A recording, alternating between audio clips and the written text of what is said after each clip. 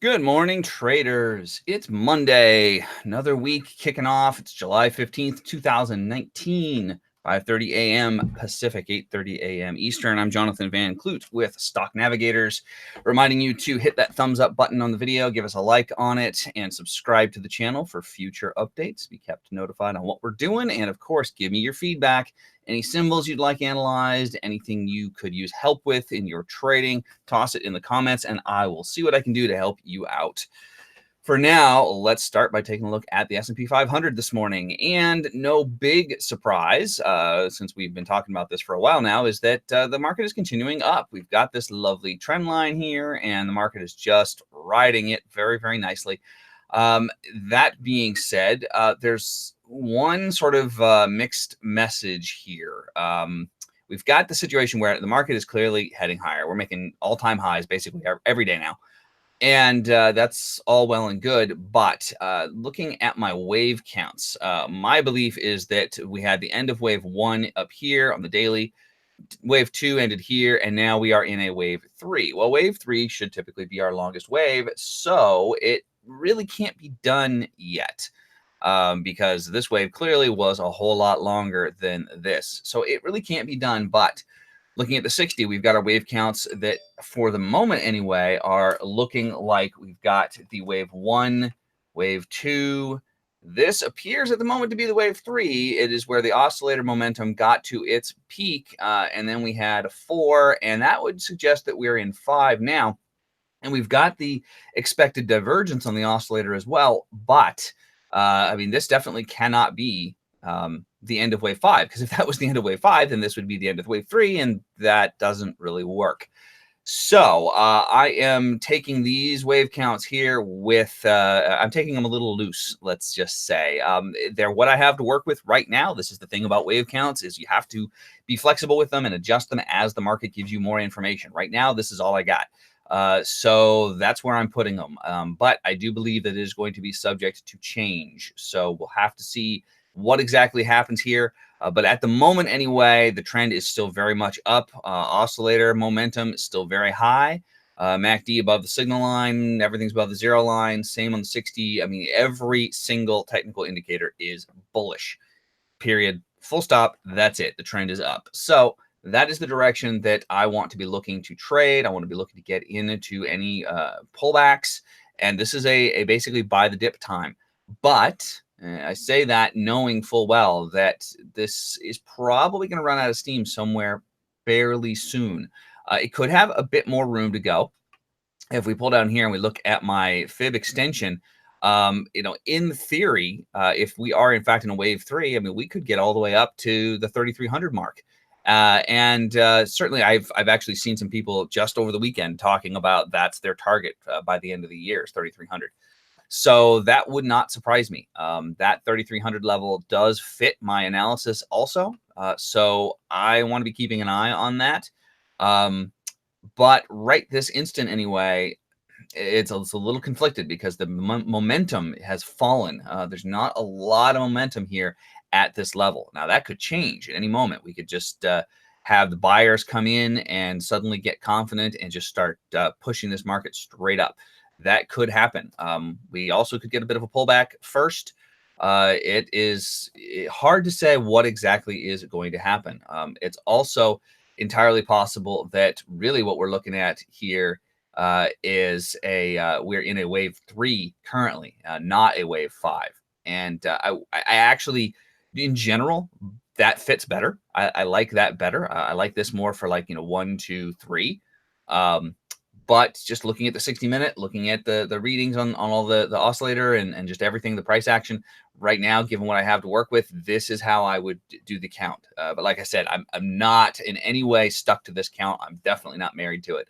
And I am kind of expecting to change it very soon, as soon as more information comes out and something else happens. So we'll just have to give this some time to play out and see what happens. Definitely, it's looking like things are going to be up this week, though. So we'll just have to see. Of course, any kind of event happening in the world, some war breaks out in the Middle East, or any number of things could spook the market, especially up at all-time highs when everybody's a little nervous anyway. I see a lot of people talking in some of the trading groups I'm in about getting short. In fact, they were talking about getting short like right in here, which I suggested was probably a bad idea. But well, there's some people who probably did it anyway, and right now they're not too happy. So assuming they're even still in their positions. But for the moment, anyhow, 3,000. That's our big, huge psychological support level. And then, of course, the rising trend line is doing a great job of acting as support as well. So keep an eye on that. You can see on the 60-minute as well. Any pullback back down to that trend line, watch for it to hold and show signs of wanting to go higher. And that is an entry. And you can grab a trade at that point. But just, be cautious, because up at these levels, anything could happen to spook this market in a hurry. And you don't want to get caught by surprise if that happens. So make sure you use your money management rules and use stops and have good position sizing, and just all the basic sort of fundamentals of trading. Make sure that you put them to work. All right, let's take a look at the Russell. Russell 2000 is been the weaker of the groups recently, and it has been just kind of going sideways in this channel here, and you can see it real well on the 60. And it's a little unclear on what this is. I do believe at this point that we're talking about a wave one. Oops, sorry, I misdrew that. The whole thing here is a wave one up, and that would make this kind of a complex correction, a complex wave two. And it is obviously very sideways. If that proves to be correct and we break above here, then I'll be looking for this to be moving to the upside. And that would suggest that a wave three up. And of course, on the RTY, our all-time highs are further back. We've got them all the way back here. So RTY is actually quite a ways off of its all-time highs. And it's got some serious way to go if it's going to try to get to those all-time highs. But we will have to just keep an eye on this and see what wants to unfold. We did get a pullback, but it's a pretty shallow pullback. This is the thing I don't really like about this, is it is a very shallow correction. So if this is in fact a wave two, we only have confirmation of that if we break higher. But the nice thing is, as we know, if it's a shallow correction, then the next push up should be even stronger. So we can look for a very, very strong continuation wave to the upside if this is in fact how it plays out. If it does not play out that way and we start to head lower from here, then I would definitely go back and rethink my wave counts. And that's just one of the things you gotta know to do with Elliott Wave, is as the market gives you more information that no longer fits your idea for the counts, then you've got to just roll with it and adjust. So for right now, anyway, the market is still looking like it wants to head higher. We've got a trend line you could draw right along about there, and it is just heading higher from here. So we'll just have to give it a chance to confirm that to the upside. Oscillator momentum is decent. It's nothing crazy, but it's decent. Considering that this is a pullback phase, this is reasonable. So now we just got to look for some momentum to the upside and follow through from there.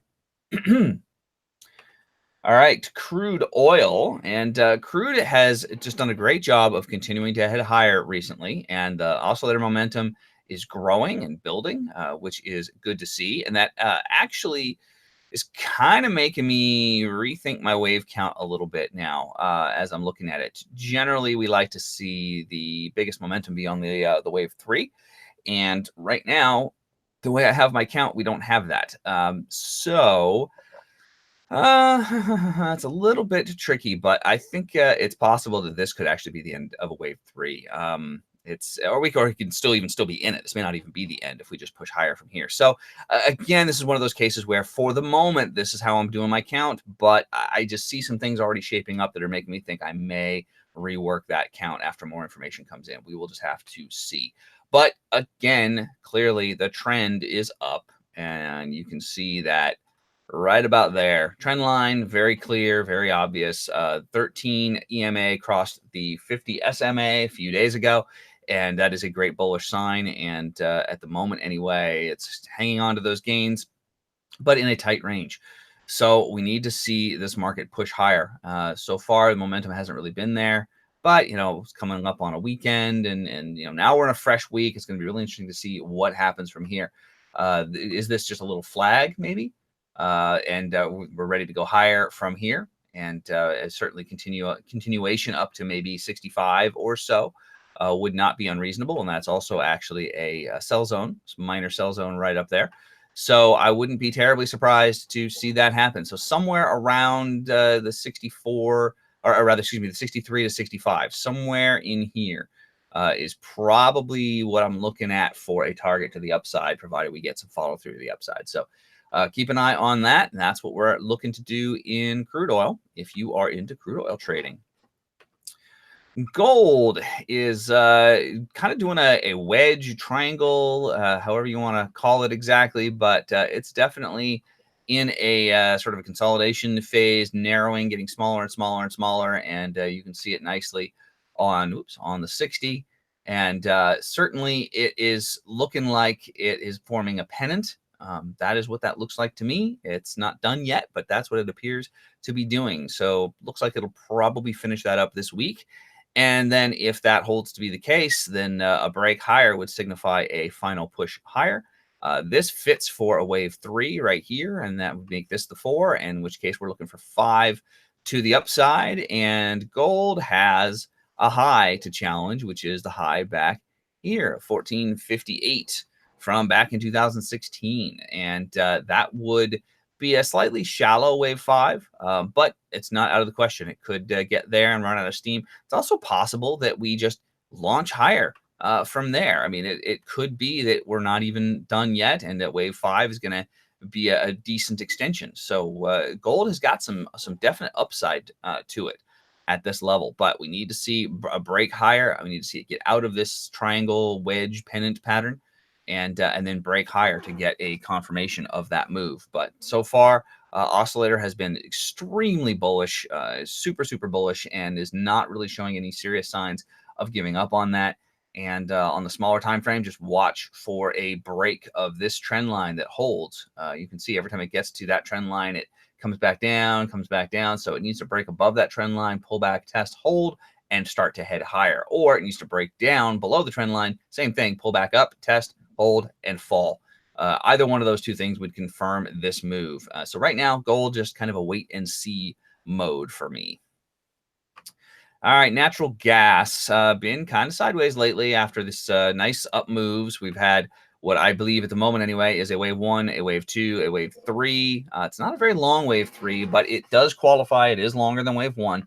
And then we've got a wave 4, which might be done already, might not. It's a little hard to tell, but it could be a sideways A, B, C, just in this horizontal mode here.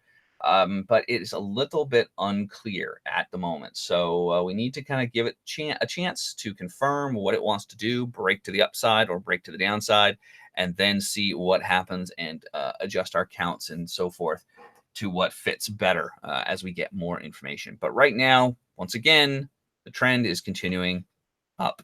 So we've got a nice rising trend line there. The 13 EMA has definitely hooked around, is heading higher. And if it can get over and cross that 50, that's going to be significant. So what I am thinking I'd like to see is this market to maybe go sideways a little bit longer, give the 13 a chance to catch up, get over the 50, and then push higher with some momentum. And that would get us over the 50. And then we'll see that this bullish momentum continue. And next major significant target to target is going to be about here. So you're looking at about 26 to 27, somewhere in there is going to be your target range for the end of this move before the next significant correction. That is our next overhead resistance is right at that level. There's also some minor resistance here. You can see that as well. But the next really major one is going to be right up here at this level. So 26 to 27, somewhere in there is where I'm expecting the natural gas target to be, provided that we can break to the upside, hold it, and then just march higher. All right, let's finish up with Bitcoin. And Bitcoin is doing something very interesting. We've got a very critical moment happening here in Bitcoin. There's a few different scenarios that we're dealing with here. On the one hand, what I have drawn here right now with my wave counts, I've got the weekly wave 3 ending right there. And then what I believe is the case is we had an A, a B, and a C, something like that. That this whole thing right here was the ABC correction, and then we're in a wave 0, and then we have a wave 1, and now we are forming a wave 2 right here. This is the critical moment. As long as we don't get below here, it cannot get below that low. If this market does not get below that low, if it holds and just goes higher from here, if it doesn't get any lower than that low there, then I would call this a confirmed wave 2, and next push is a wave 3 up. That's a daily wave 3 to finish up weekly wave 5. So there will be some significant more upside to come in Bitcoin. And in my belief, that would get us, oh, actually, we don't have, that's right, the all-time high won't be in TradeStation's data set. But anyway, that will probably get us near to testing the all-time highs, around 20,000.